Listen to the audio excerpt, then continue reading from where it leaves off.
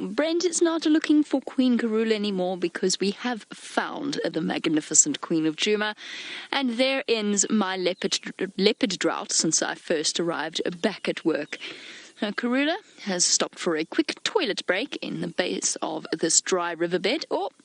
But as with any mother, you can't really do anything in peace when you've got little ones, and it looks as though Hosana decided to come and give her a gentle head rub. Xongile is here as well, but they are in a very tricky area, so we might need to do some shuffling about. This is the drainage line off Inyala Road South, and it's not the easiest spot to be in, because we cannot, as you may have gathered from the sheer drop off to my right, we can't actually get down to her. And she looks as though she might actually be on the move, and I need to... Oh, goodness. Oh, my goodness. Oh, I don't trust the soil with the rain. I'd really rather we didn't go tumbling down there. Hey, little boy, look how big you've got. He's nearly as big as she is now. Her Karula's 2 nearly 10-month-old cubs now. No, 9.5 months old. Stalking quietly through the drainage line. Just bear with me a moment. Oh, apparently I completely forgot to introduce myself. That's the problem with these pre-shows, isn't it, VM? So a very good morning to all of you, and I'm sorry if you have just joined us and are unaccustomed to our chaos. My name is Jamie, and I have the wonderful VM on camera with me, and you are on a live safari, which is interactive, and you can ask questions, and this is the royal family of Djuma. So my apologies for forgetting all about that particular aspect of this morning. I can only attribute it to my sheer excitement at having broken the leopard drought that I was in. Stump Haven. We might need to do some dodging. Come. Ah, perfect. Thank you, Karula. That's the perfect spot to stop. And there is Karula, little Xongile at the back, once again showing her independence as she wanders around, exploring the world all by herself. Hey, gorgeous. I can't believe how much they've grown since I last saw them. What was it, about? Probably somewhere in the region of a month ago now. They have grown so much. There is the Queen of Djuma, the 12-year-old leopard responsible for these little cubs, and I think we can all agree, one of the best mothers of the bush. I just want to see, before I get hold of Brent on the Game Drive channel, which is the way that we all communicate as guides, I just want to see whether or not she decides to get up. I'm trying at the same time to work out whether or not I can get around and in there. Anything is possible, but I think not anything, not everything. I don't think we can get down there. Well, hopefully she decides to stay within view. I think I see her. Yep, I do. Flash of spots creeping up on her. Not sure which one that was. That was probably Hosana, unless Xongile did some kind of magical movement that would have transported her to the opposite side of where she was going. Ah, the Queen is up. The Queen is moving. Brent for Jamie. Brent. Oh, goodness.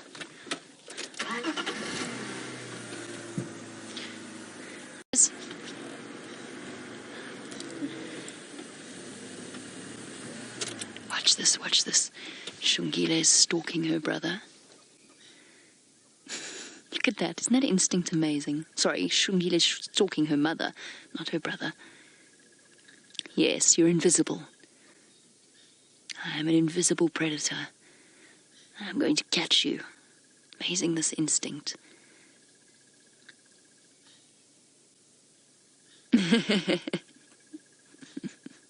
How sweet was that?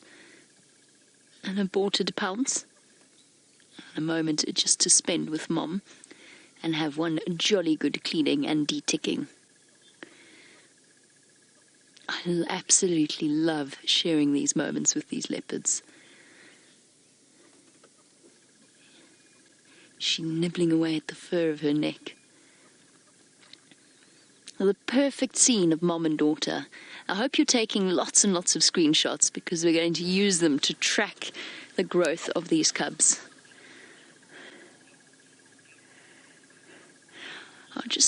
bear with me one moment. We might need to shuffle around. There's not much space here, and I just want to make room for Aubrey, who's also come into this sighting. But short of driving into the back of Rex, that might be a little bit of a struggle. And then, Roger, I will get round to answering your question on the tails and greetings. Hosana, not content with the amount of attention his sister's getting, has decided to come and join in. There you go, Roger. You wanted to know about leopards lifting their tails when they greet each other. To an extent, yes, they will, but a lot of the time what they actually do is use their tails to gently brush against each other's faces. Oh, what a perfect trio.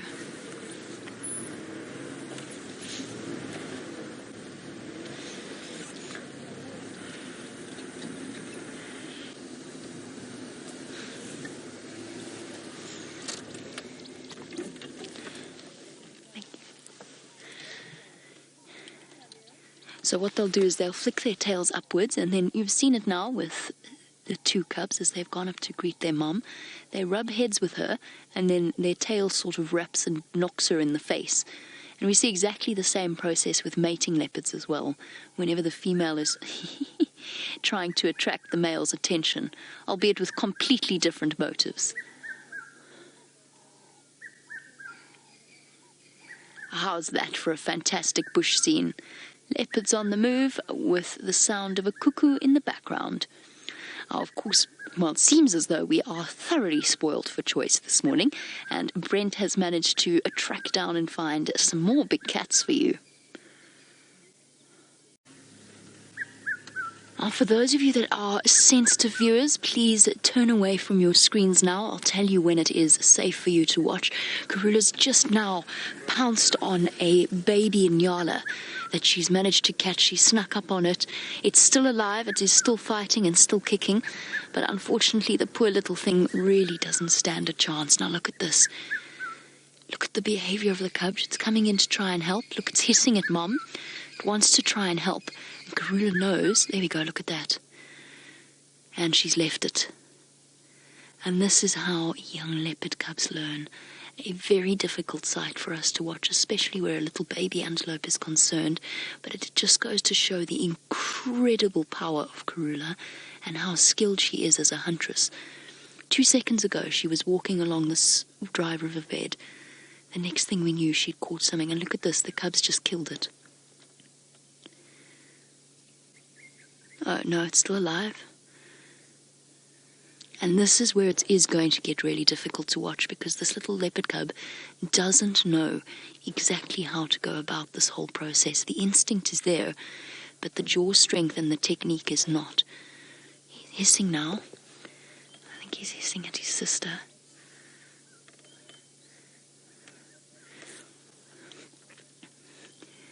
This is the way that leopard cubs learn. It's very difficult to witness, though.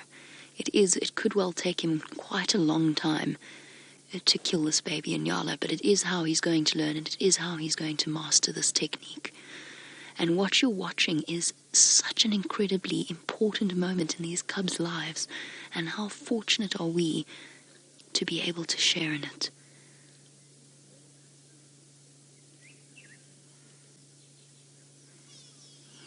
Just doesn't quite know what to do. He hasn't mastered that stranglehold. The instinct is there, especially when the Nyala moves.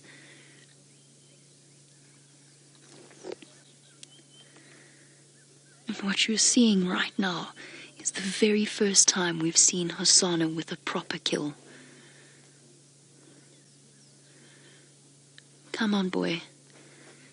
Use those instincts. Dispatch it quickly.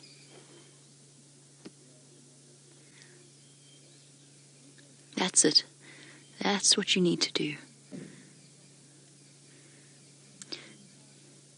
He's dragging it up out of the way. That's also a very, very important instinctive technique to make sure that this kill is safe.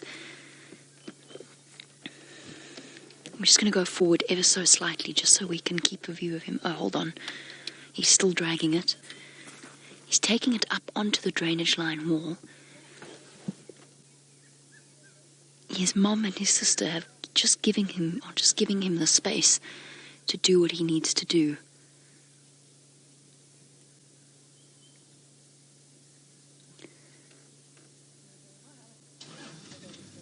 And hopefully that's it for the baby Inyala. And well done to Karula for providing for her cub. Both of her cubs. No, don't do that. Ah, he's just going round the other side. Now actually practicing hunting techniques as well, in terms of the way that he goes about pouncing on it. And all of this under the very close and watchful eye of Mom, who's keeping an eye on what he's doing.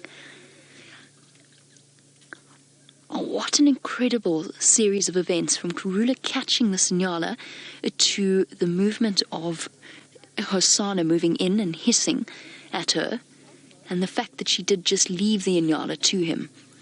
So she knows that this is something that he has to learn. I'm relatively certain that the Inyala is dead. I think he actually broke its neck as he pulled it up along with him into the drainage line wall. And it just goes to show the power of these animals, that at 9 months old, they are capable of killing something like an Inyala, even if it is a little one. Now what he's doing is he's basically like a cat with a mouse. He's playing with his food. And that's essential. It's the way in which they learn the weaknesses, the strengths of the bodies, where the neck is, how the legs work. It's all going to play a vital role when they're hunting and subsisting by themselves. And look how excited he is. That's an expression that some of you will be very familiar with.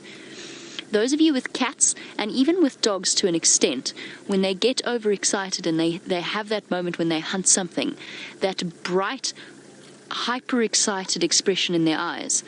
I'm sure many of you will be familiar with that with your pets, with your cats when they play with something, particularly with cats. Oh, goodness. Not quite secure on your footing there, mister. Okay, Aubrey's just going to move in front of us. He did ask for if we would mind. And Jay Atkinson, you say he has learned a pretty fast, and well done, Hosana. He has, hasn't he? I'm just trying to think about the best way to go about this. I think we need to go up onto the drainage line itself. Let's just watch for a moment from here, see where he ends up. Oh, thank goodness this Nyala is no longer alive. At least he managed to kill it relatively quickly. But you're right, he has learned unbelievably fast. They both have. And this could easily have been Xongile in her brother's place, and probably has been at times when we haven't been around to witness it. And now as the older the cubs get, the more they move with their mother, and the more they have these opportunities to practice. That very typical leopard hold, we've seen them do it so many times in the past, putting the prey between their legs and then dragging it along the ground.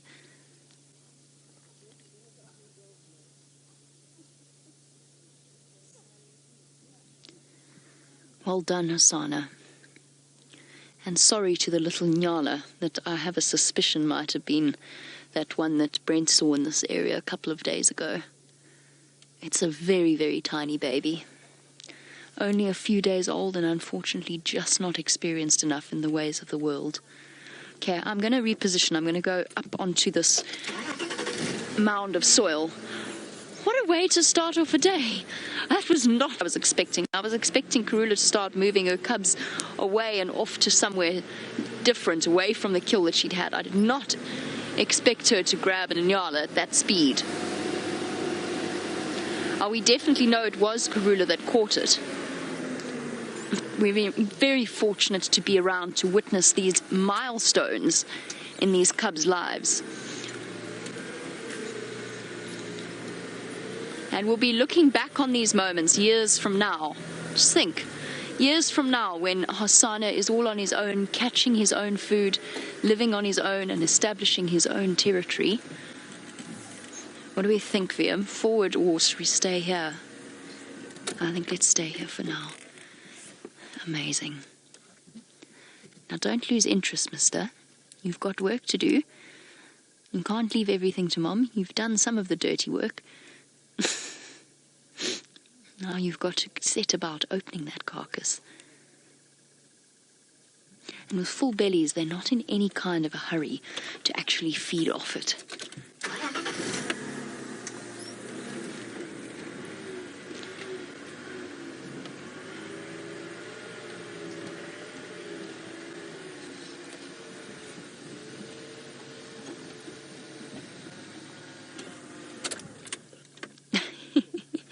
Keeping us guessing. It's almost like every time we get a camera on him, he moves behind a tree. That little tail twitching. Amazing.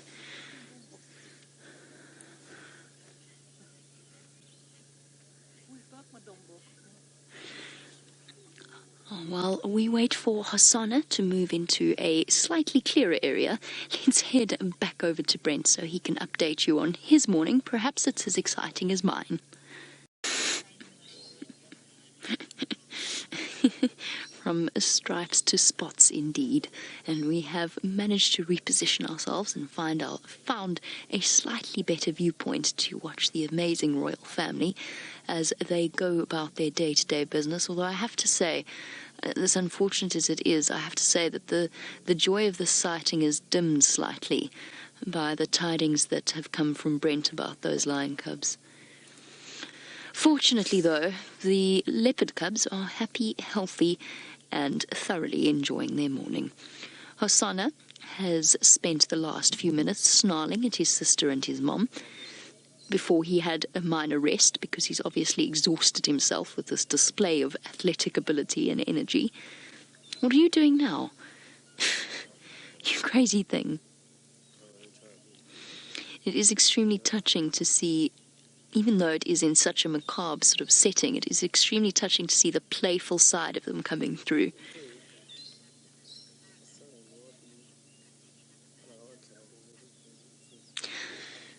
One of the other things that I noticed was, and watch his body language every now and again, he does get slightly alert and look off in the distance, and that's because although we can't see her at the moment, very sadly, the Nyala's mother is still around. I haven't seen her for a little while, but she was hanging around waiting to see if her baby might come out somehow unscathed.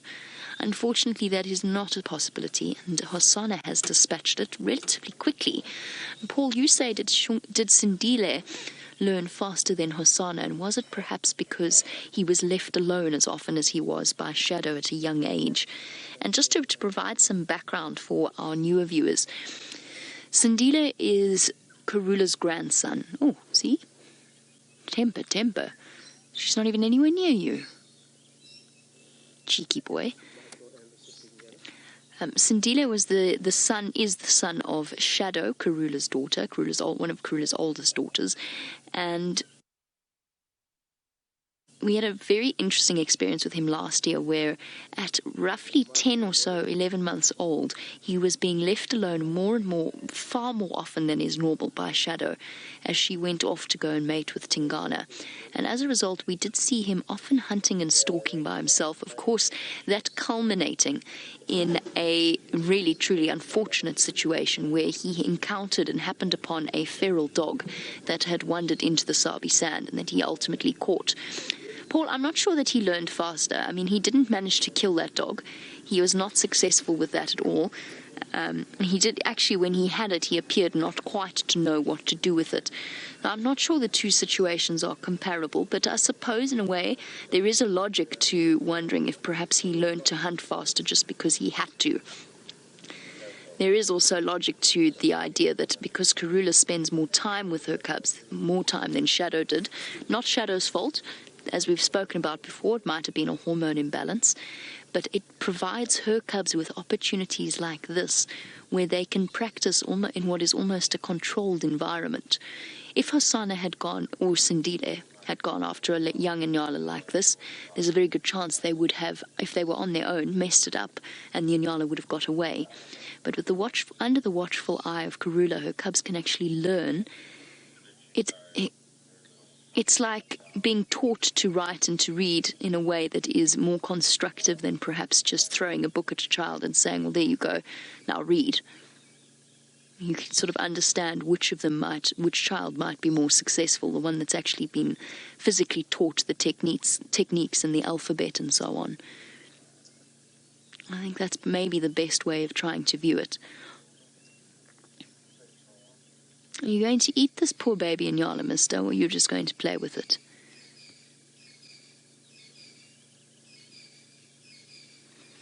Fortunately, this young Inyala knows nothing of this. And, as I said, this is essential. He's also learning what bite pressure to exert, how to do it, where to do it. And there we go. Now he's going to sort of properly start chewing.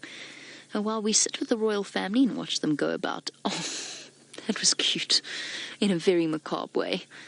While we watch them going about their breakfast, the rain has brought out all kinds of creepy crawlies, and Steph has found a rather slimy one. Has finally stopped playing with his food and is finally feeding on it. He's eaten a little bit of the face, actually taken the easy way out. He hasn't managed to open up the carcass, so he's nibbling away on the ears and the nose.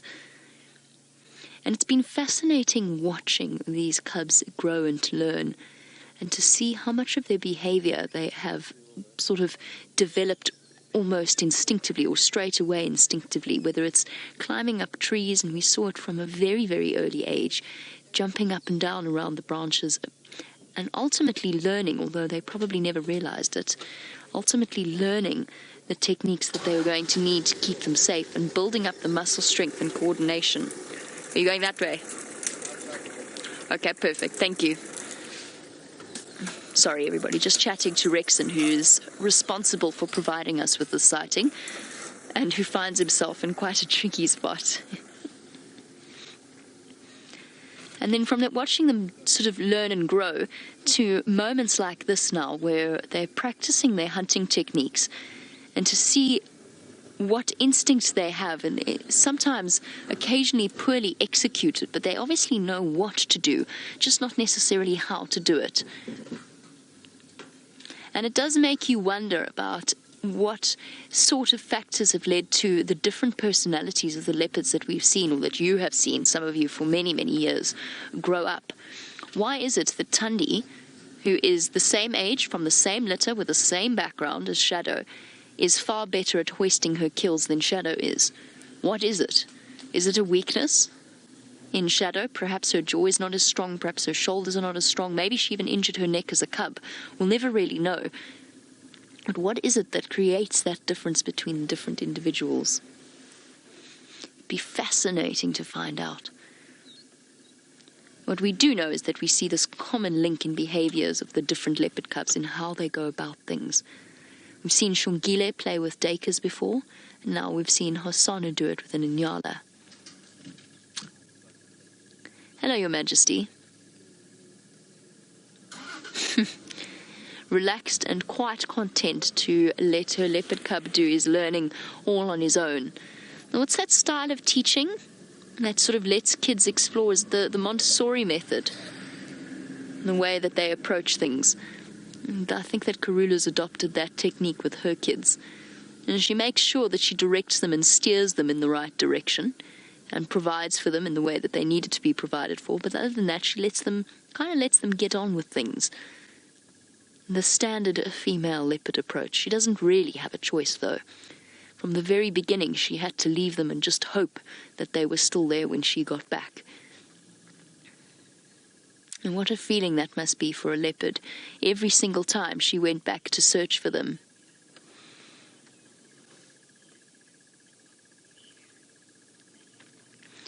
Annie, you say, since Hosana did, of course, the dirty deed, so to speak, in killing the Inyala, you were wondering if perhaps he will feel that the kill is his and not want to share. Possibly. He might not want to share, but I don't think that's necessarily just a product of the fact that he kills it and therefore he feels like it is his. I think that he will not want to share because it's in his nature to not want to share. As leopards slowly grow older, They become more and more solitary in nature, and they are very, very possessive over their food. We saw Shadow's cub snarl at her mom when she was only a couple of months old, not too long ago, when she had that monkey kill. And we've seen lots of leopard cubs do it to each other, and for the most part it's settled relatively amicably. Like all animals, they'd prefer to avoid a proper physical confrontation, which is why you do get recorded cases of leopards sharing. Although sharing kills is always a bit of perhaps a misnomer, because when a male leopard is involved, there's not much going on or there's very seldom much going on in the way of sharing. He's largely doing the eating, and the females or the cubs are nibbling around at the sort of other end of the carcass. Morning, Mike. How are you? No, you're perfect. Don't worry. Don't stress.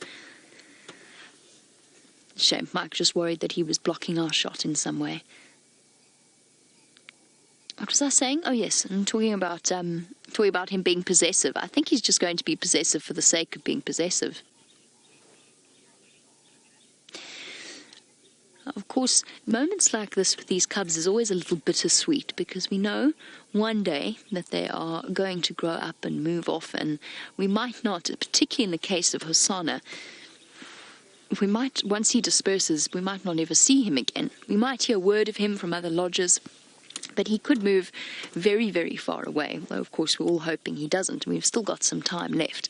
And Roger, that's in answer to your question, which is what happens when leopard cubs grow up? Do they go off in search of their own territories? It's an interesting difference, and we're already seeing it between Hosana and Xongile. Hosana is a male cub, and even though he's exactly the same age as his sister, he's about half her body size bigger than she is. A really solid difference between a male and a female, and even at this age. And it'll play out in terms of their behavior as well. Xongile will probably become independent sooner than Hosana. She'll move away from her mother sooner, but she'll stay in the area. And essentially, female leopards, their offspring often take up neighboring territories, and often the female leopard's territory shrinks as she gets older and the more female offspring she has. That was very graceful, mister. Very controlled. Yeah, you can't take it that. Possibly, he might not want to share, but I don't think that's necessarily just a product of the fact that he kills it and therefore he feels like it is his. I think that he will not want to share because it's in his nature to not want to share. As leopards slowly grow older, they become more and more solitary in nature, and they are very, very possessive over their food. We saw Shadow's cub snarl at her mom when she was only a couple of months old, not too long ago, when she had that monkey kill. And we've seen lots of leopard cubs do it to each other, and for the most part it's settled relatively amicably. Like all animals, they'd prefer to avoid a proper physical confrontation, which is why you do get recorded cases of leopards sharing. Although sharing kills is always a bit of perhaps a misnomer, because when a male leopard is involved, there's not much going on there's very seldom much going on in the way of sharing. He's largely doing the eating, and the females or the cubs are nibbling around at the sort of other end of the carcass. Morning, Mike. How are you? No, you're perfect. Don't worry. Don't stress. Shame. Mike just worried that he was blocking our shot in some way. What was I saying? Oh, yes. I'm talking about him being possessive. I think he's just going to be possessive for the sake of being possessive. Of course, moments like this with these cubs is always a little bittersweet, because we know one day that they are going to grow up and move off, and we might not, particularly in the case of Hosana, once he disperses, we might not ever see him again. We might hear word of him from other lodges, but he could move very, very far away. Though, of course, we're all hoping he doesn't. We've still got some time left. And Roger, that's in answer to your question, which is what happens when leopard cubs grow up? Do they go off in search of their own territories? It's an interesting difference, and we're already seeing it between Hosana and Xongile. Hosana is a male cub, and even though he's exactly the same age as his sister, he's about half her body size bigger than she is. A really solid difference between a male and a female, and even at this age. and it'll play out in terms of their behavior as well. Xongile will probably become independent sooner than Hosana. She'll move away from her mother sooner, but she'll stay in the area. And essentially, female leopards, their offspring often take up neighboring territories, and often the female leopard's territory shrinks as she gets older and the more female offspring she has. That was very graceful, mister. Very controlled. Yeah, well, you can't take it that way, can you? Because then you might have to share it. So now what are you going to do? Ah, that looks very comfortable. Sorry, Roger. So yes, a female will carve out bits of her own territories for her daughters, although it's a more gradual process and it's not as simple as the way that I've expressed it. It's not so much she gives it to them as it's they just sort of inherit it.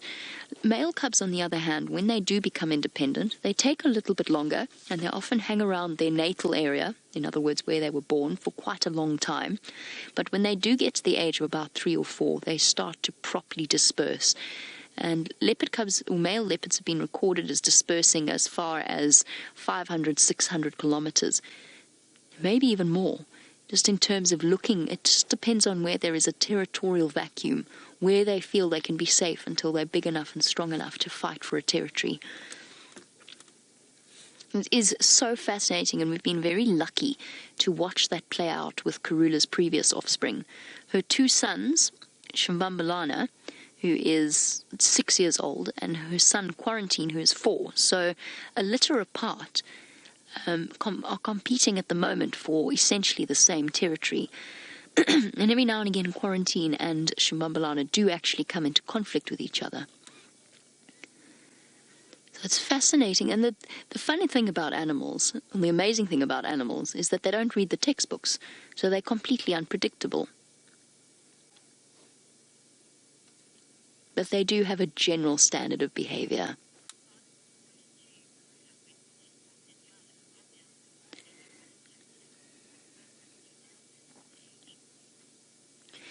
And there we go. That brings us very smoothly into Paul's question about the fact that Hosana was first at the... Oh, that was such a gorgeous face again. He really is a beautiful leopard. Paul, you wanted to know whether or not the males are more assertive than the females naturally, since he was the first one at the kill. Not necessarily. That's where there is a personality drive. Male leopards are bigger and more dominant than the females, and you'll see that relatively early on in their behavior. However, we have seen Xongile get to kills first and play with them and hiss at her brother and be able to hold her own, so to speak. So whilst there is a massive size difference, and testosterone for the most part in mammals leads to a total dominance in terms of the only exception being the spotted hyena, it's interesting to watch the different personalities of females. And Xongile is more than capable of holding her own against her brother. And it's all about the ferocity of the attack. That if she wanted to, I think she could have been equally involved, although there might have been a scrap between them. But somehow they just know, and they slot together and they take turns, and each one, it's the next one's turn at some point. It's just whoever happens to be closest to the kill itself. I think it's personality-driven, personally, Paul. And I personally find Xongile quite spirited, having watched her behave in exactly the same way as Hosana.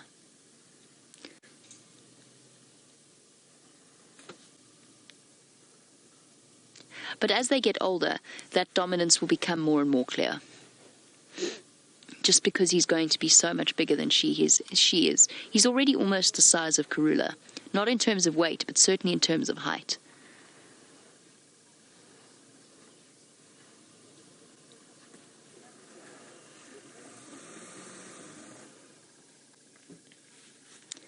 He has contorted himself into all manner of uncomfortable-looking positions. Wrapped over the fallen tree. He's just had the most fantastic morning.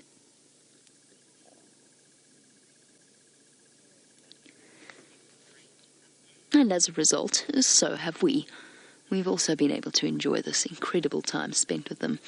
I'm not planning on going anywhere. We have the pleasure of being able to spend probably most of the morning with the royal family, which is exactly what we're going to do. In the meantime, let's head across to Brent so we can find out what his plans are for the rest of the morning.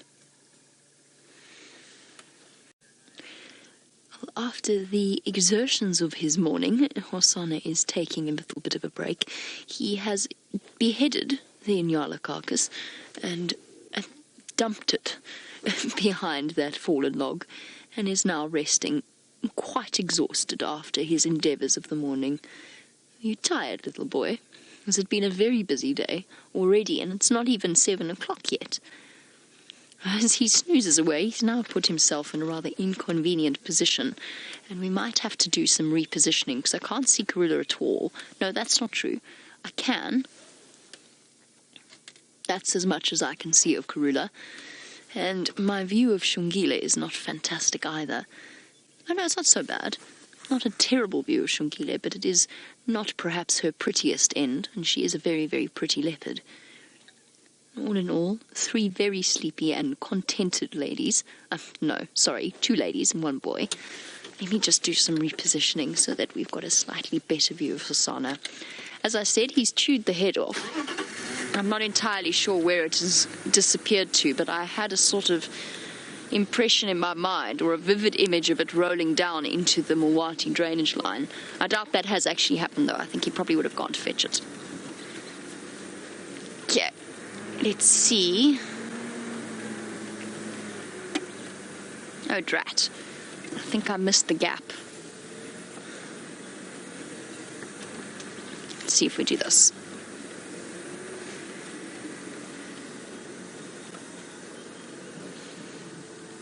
That'll do. I don't want to get too much closer. I think it will upset Karula a little bit. Heads up. Hello, girl. As I said, I don't want to push any further into their space. And they're quite contented in their thicket of guari bushes. Now, the nice thing would be for the spot in terms of having breakfast is that Karula would already have assessed the area and decided which tree she would put the kill into. But for now, she's not even going to bother. There is so little of it. It was such a tiny little nyala that I don't think she's going to bother to do it. I think the 3 of them are going to finish it off.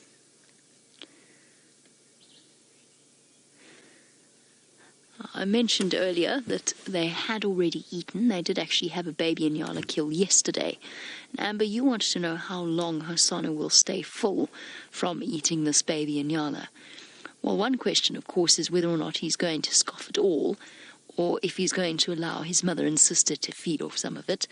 But even then, the metabolisms of these predators work so incredibly fast that, and especially because he is a growing boy, so his body's putting all of that nutrients into expanding his size, I think you'll probably find that he'll go from round-bellied to almost flat-bellied in about 24 to 30 hours. It doesn't last them very long at all, which is why the pressure is sort of on Karula to be able to provide for them almost constantly. What are you looking at? Oh, looking at Mom. Oh, Karula, I wish you were on the other side of the log. That would have been such a fun role to have watched. Just a flash of white belly and feet up in the air. And he's still watching every single move that they make, whether it's Xongile or Karula. Because basically he's thinking at the moment is, I'm tired and I want to rest. And I'm actually quite full, so I don't really want to eat anything. But actually nobody else can have any either. Almost like a spoiled child that doesn't want to share. It's not his fault, though. It's not because he's spoiled. He's just a leopard doing what leopards do naturally. And moments like this are incredibly peaceful. It also makes one sort of want to go and join them. You can just enjoy the beauty of a morning like this morning. Very sleepy.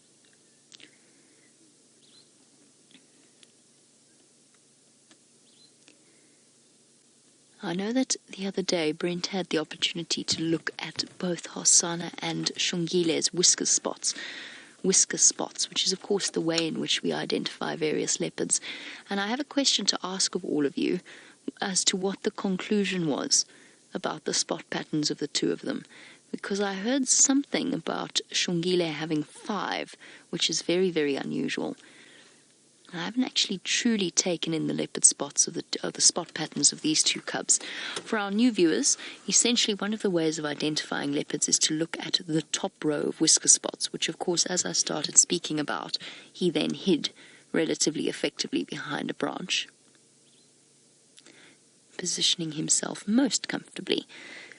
But if you wouldn't mind sending through the information on the spot patterns, I would be tremendously grateful. And speaking of spotted patterns, of course, leopards are not the only one to utilize such things. Unless I have misunderstood, Rebecca, I think it sounds as though Steph has found a spotted insect. Baby antelope kill, or perhaps a baby buffalo kill. We then have the very sad situation where poor mom has come back in search of her little one. And this female Inyala is slowly but surely putting herself in more and more danger the closer she looks for her baby. She knows she last saw her baby here. I don't know if she's realized that the leopards are still here or what exactly has happened. All she knows is that instinct is driving her into where she knows there's danger, just to see whether or not she can try and help her little one or find it. And moments like this are absolutely heart-wrenching. I'm sorry, girl. I'm sorry. It's all over. And there'll be more to come. You can see she's intent and alert. She's looking across at the leopards. I think she's seen Xongile, but I'm not too sure. Now, leopards are incredibly opportunistic creatures. I don't think Karula's realized just how close this female is, because I think her body language would be very different if she had. But if she does realize this female Inyala's here, it wouldn't be the first time that a female has stumbled in to try and save a baby and ended up becoming a meal herself. Excuse me. She's very, very jumpy. She knows that leopards were around.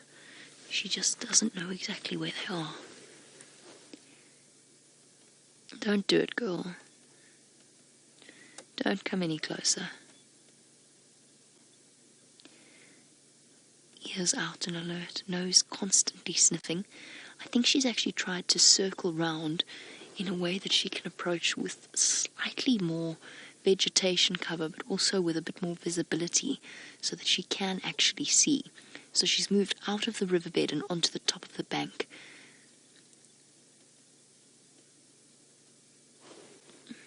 Don't come this way. She can see she's moving along the outskirts, making sure she's got a nice open path to flee through. She's getting closer and closer to us. And drawn by that instinct to go and look for her little one.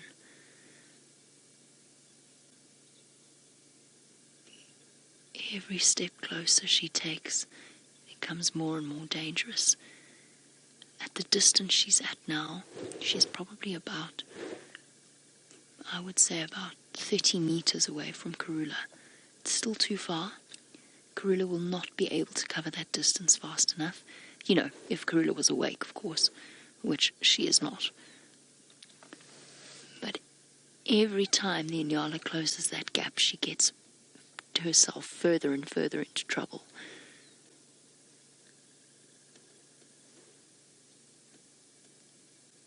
And she knows it.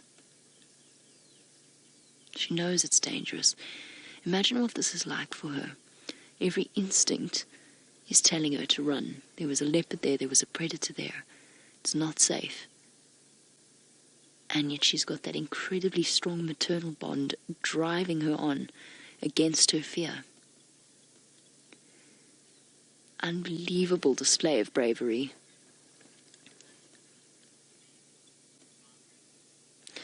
One thing that she has done which I selfishly am quite glad for, is she hasn't called. And Margaret, you were wondering if she might call for her baby. No, I don't think she's going to, although it does happen. We've seen it with buffalo, zebra. Often the female animal will call to see if she can't relocate her little one. But for the most part, Nyala female are relatively quiet. It's more the babies that bleat and make quite a bit of noise. But Margaret, I don't think she's going to. I think she's aware of how much danger there is. Shame, girl. Almost wish we could communicate to her that it's done. There's no point. You can see the... oh, goodness, flies crawling all over next to her eyes. She's not even blinking. She's so scared. It's okay, girl. We're not a threat. And still, the Queen of Djuma sleeps on.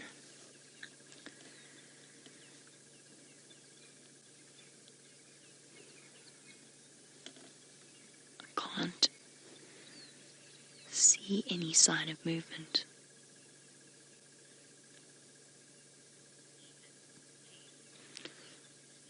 "30 centimeters closer, a meter closer, 2 meters closer, step by step by step." Now, Steph, you were wondering if she looks like a first-time mum, since she doesn't look very old. I was thinking the same thing, Steph. She doesn't. She looks very young. So yes, it could well be her first baby. And likely, although it's a very sad thought, it's probably not going to be the first one she loses either, or the only one that she loses. Oh, Xongile, I think's given away her position. She just rolled over. And it's done. Xongile rolled over, and the Nyala female spotted her.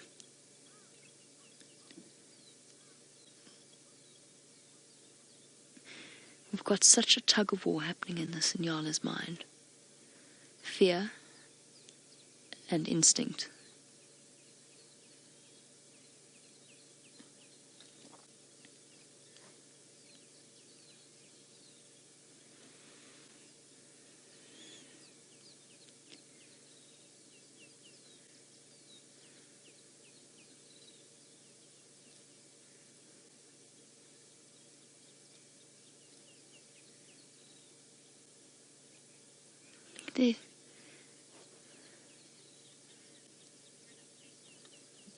Look at the indecision in her body language. Whilst she stays frozen in position and decides what to do, I think that Steph has made his way all the way to one of the largest water holes. Let's go across to him. She knows she can keep a safe distance. She knows where the leopards are, although I don't think she knows where Karula is. I think she knows where the cubs are, but I don't think she's realized that Karula's there. And that deep, powerful alarm call. And as I said, ultimately it was Xongile that broke the standoff. She couldn't stand the thought that her brother might have more breakfast than she does. And she got up and she moved, and as she did, Hosana got up to defend the kill. And our female Nyala realized exactly what it was she was looking at, and why all of her instincts were saying run. But still she stays.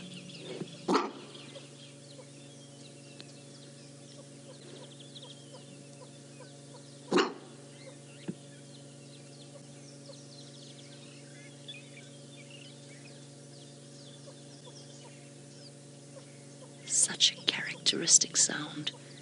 A sound that when you hear it, you know automatically it means there's a lion or a leopard nearby. Nyala and Kudu don't do false alarms very often. Sorry, my girl. It's time to walk away. She knows she's at a safe distance. She knows, and in fact, she'd rather keep an eye on where the leopards are, moving slowly rather than running, so that she can make sure that they're not going to come bursting out after her.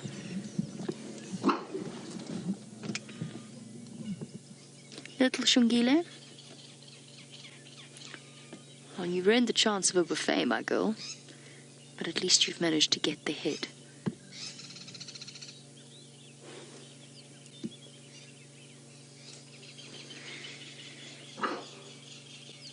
I love that sound, I have to say. It's a beautiful sound. A deep booming bark.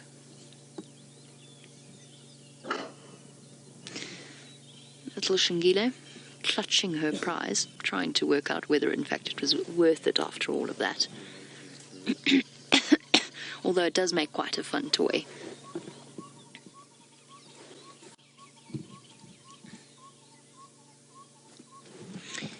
And as our leopard cubs devour what's left of the baby Nyala, off goes Mom. She's given up. And survival instinct has won. Ooh, shame she's so jumpy. And off she goes to start the whole process again.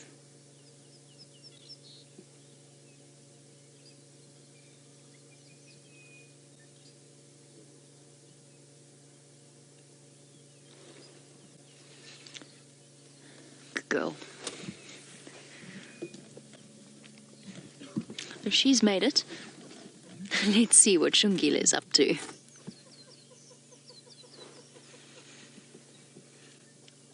Here she goes, clutching at the head, which has now managed to get jammed between the various branches. Nicholas, you wanted to know why she left the baby in the first place. Because she was scared. And because leopards came bursting out of nowhere and she didn't know what was happening and panic took hold and she ran. In the vague, because there was nothing she could have done. There was no way she could have defended her baby against 3 leopards. Sharp claws and teeth at the ready. And she just had to hope that her baby followed her. And when it didn't, she went back to investigate where it was, in the vain hope that perhaps it was still alive. But there would not have been anything that she could have done. Buffalo fight back, sometimes zebra fight back. But Nyala just, especially female Nyala, just don't quite have that capacity. Oh dear, Xongile, what has happened here? Have you got it trapped? Now what are you going to do? Hosana's disappeared into the Mwati with his kill. He's dragged it off down there. He wasn't going to let his sister have any of it, despite the fact that he was fast asleep when she went up to eat some.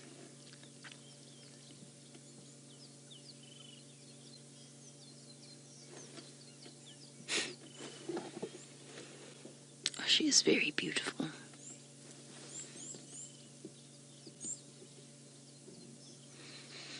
She'll have to return to one of her favorite pastimes of nudging and battering trees, playing with them instead. I think she's lost her head as well.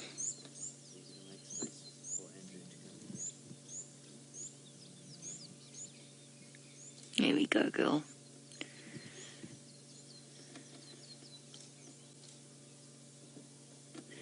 A big and somewhat, in my imagination, somewhat frustrated yawn.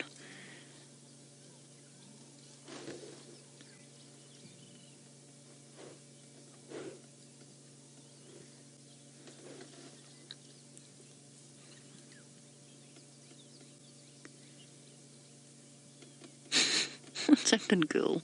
Did it just fall into the most inconvenient place? And where's your brother gone?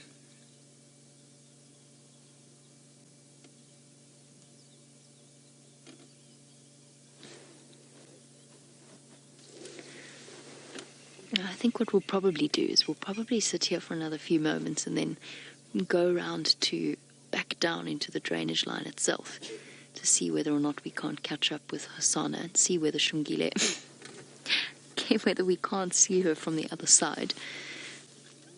Oh dear. That head is stuck between the jackalberry on the right. Oh, sorry, not jackalberry, tambuti. It's a tambuti. The large trunk that you see on the right of Xongile, and then the fallen, what I think is a fallen leadwood. And then there's a sort of a whole combination of raisin bushes growing in between them. And the head is stuck in there, and she just can't quite get it out, despite her best efforts. She's going to try, though. So much fun to watch them problem solve. And the frustrations along the way. And the little shake of the tail. And the distractions as well, in terms of their attention span. 1 minute she's trying to get the head. The next she's attacking a branch. Now she's going to go and investigate what her brother's doing. I have no doubt that on the other side of this slope, he is snarling at her.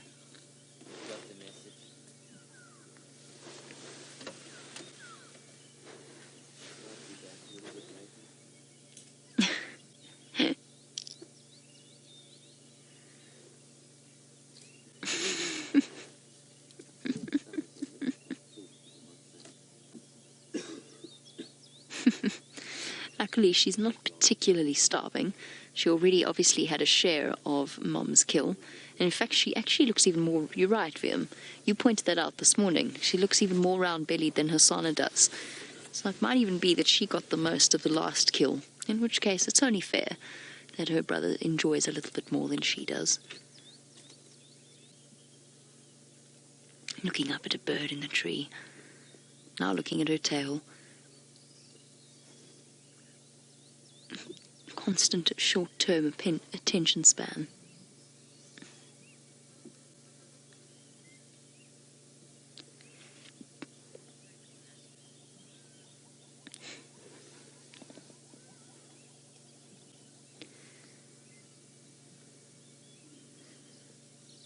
Okay. Trying to decide whether or not I'm going to be cutting off my nose to spite my face if I go down into the drainage line. Might not have a view of them at all. And perhaps we'll stick with Xongile a little bit longer. We haven't spent much time with her this morning, so it might be nice too.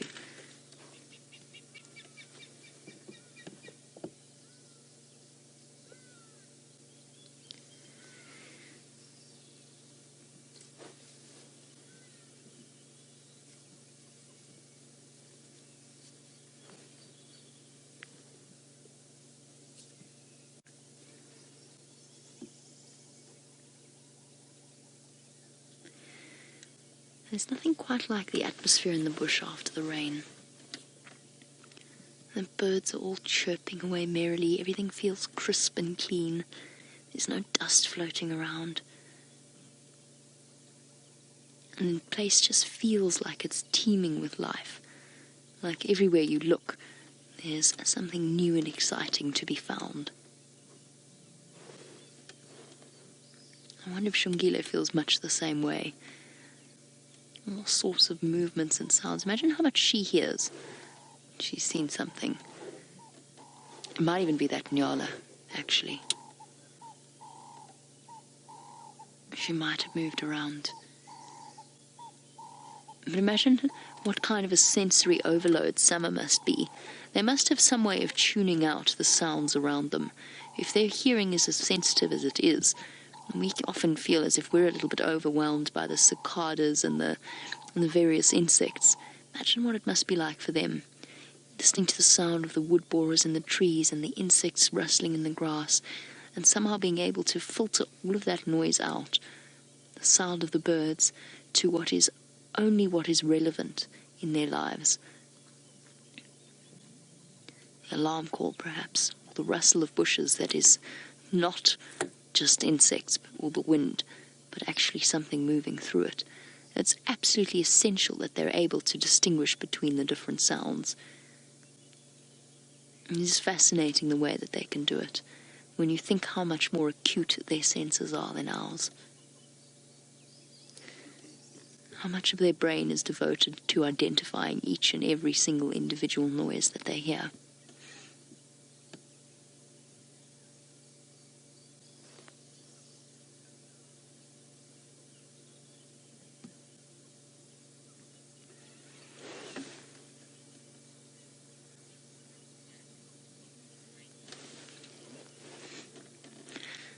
While our leopard family settles in for a relaxed Wednesday morning, let's go and find out what Brent has been up to. We are still with the royal family. I'm making the absolute most of seeing my first leopards since I got back, and of course very glad that it happened to be Karula and her family. I made a mistake earlier. I thought it was the head that Xongile had dropped, and that Hosana had taken the carcass away down with him and was hissing at her. I was completely mistaken. Now that we've repositioned and come in a little bit closer, I can see why Xongile was so very frustrated with the situation that she'd landed herself in, because it's not the head stuck between the branches, but the entire Nyala carcass. No wonder she was so cross with the fact that she couldn't actually get it. The head's rolled off down the hill and has been abandoned by the two young cubs.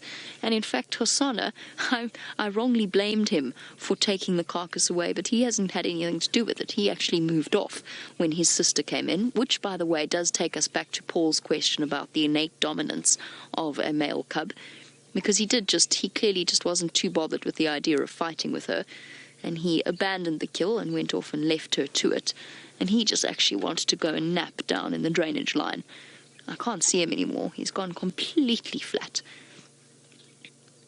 All in all, a very peaceful morning spent with our leopard family.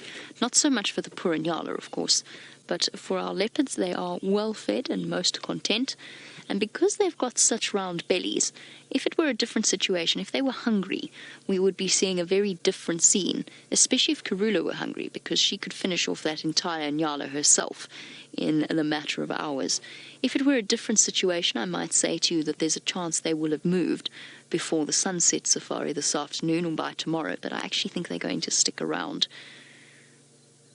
I think they're going to be here for the next few hours, and maybe even if we're really lucky, they might be here until tomorrow morning. It just depends on what happens. Which actually was a completely useless sentence, I'm sorry. It just depends on what happens. Well, obviously it does. That was really profound, Jamie. A truly profound sentence. We never would have guessed that. My apologies. Lots of hoisting trees if Karula bothers with it, but I don't think she will. We're actually in such a beautiful area. We're sort of tucked away under the safety of a combination of bush willows, leadwoods, and tambuertes. It was a bit of a tricky area to get into, with the guarri bushes sort of dangling over our heads. Poor Viam was showered by the tree. Was it water or was it leaves, or a combination of both? Water. It's the joy of the post-rain drive. Even if it's not raining on you, as soon as you drive under a tree and the antenna knocks the tree, you end up getting showered. Which has always been a fun game. I don't know if you ever played this when you were kids, or perhaps even now when you're adults, but going up to someone when they're standing under a tree and just pulling the branch and showering them. And that happens almost inevitably here. I noticed the cubs were looking a little bit soggy earlier, but they seem to have dried out completely. Oh, flies. So irritating, hey girl. I love the way that their muscles twitch like that instinctively.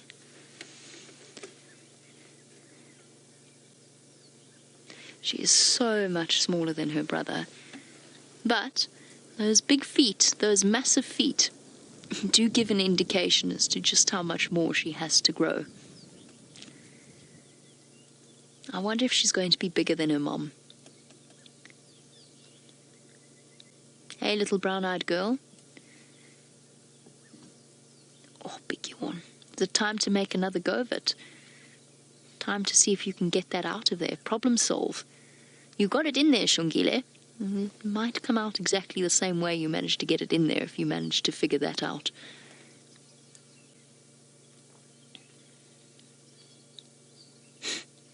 Not quite worth the bother right at this moment. A lazy lion day. Lie-in day, not lion day. These are leopards.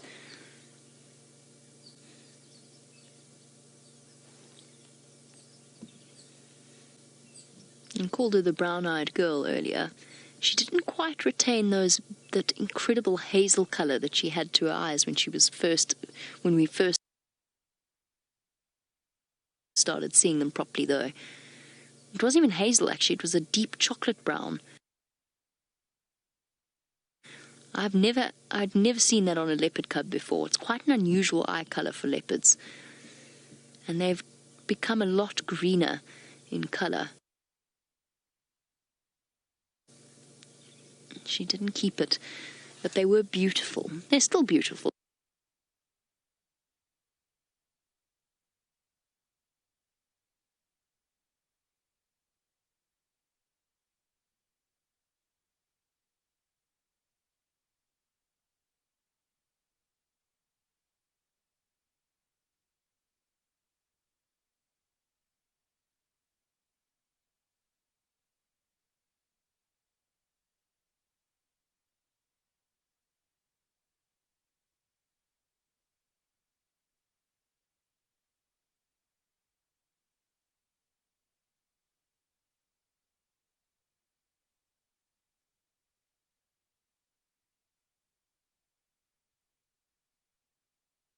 a matter of seconds.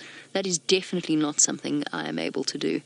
I don't know if any of you perhaps have the napping abilities of cats, but I certainly do not. And that ability to wake up as quickly as they do as well, which I suppose is most essential out here.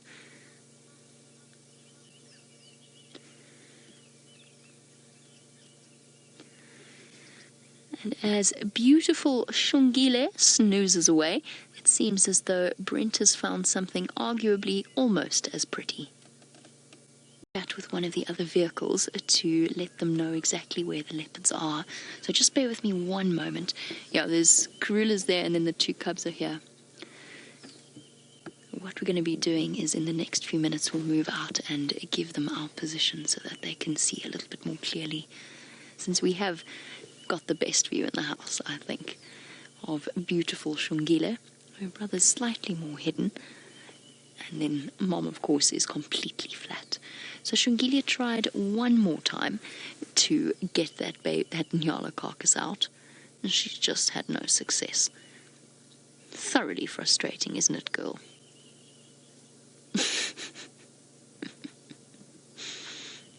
We were just chatting a little bit earlier about the sheer power of these animals' reflexes, the speed.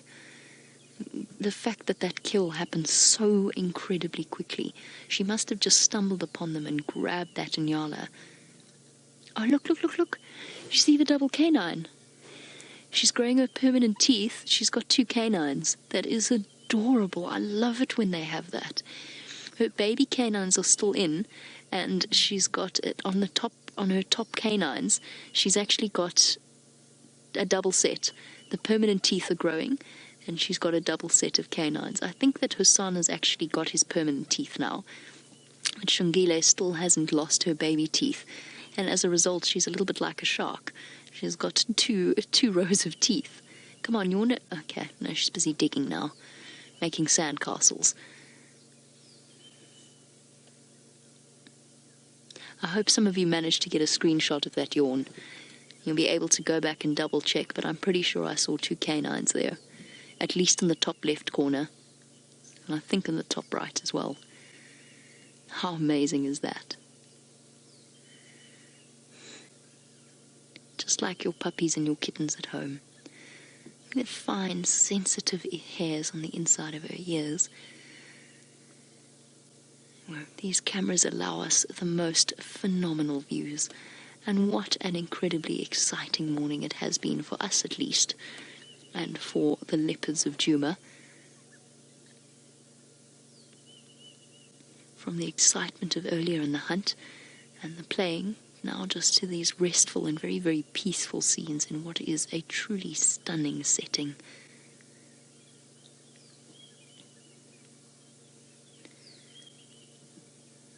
She's already inherited her mom's poise. And perhaps it's just a leopard thing, the dignity of their postures. And those ears constantly twisting and turning, listening to the sounds around her.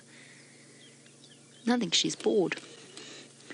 I think she wants to play. It's not too hot, but her brother's asleep, her mom's asleep, and the carcass is unreachable. And looking for things to keep herself entertained.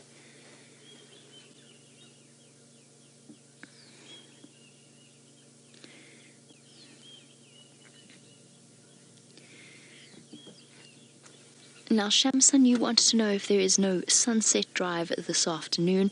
Shamsun, unfortunately not. It is a private rehearsal, and we do thank you and really appreciate your patience with these rehearsals. We do have very good reasons in order to do them, and of course, we will be having the televised broadcast to the United States tomorrow afternoon on our sunset drive. So no, there will be no sunset drive this afternoon. We've got a lot to sort out, lots and lots to do, all kinds of things to wrap our brains around. We thank you for your patience and, as always, your unending support in terms of the steps that Safari Live has taken. And for those of you that are not in the US, who will not be able to see it televised, you will, of course, always be able to watch it on the normal means over the internet. And, of course, you don't have to worry about ad breaks. So there you go. And on that note, that draws to a close a very special, very I don't know, very emotional in a way, a sunrise safari. And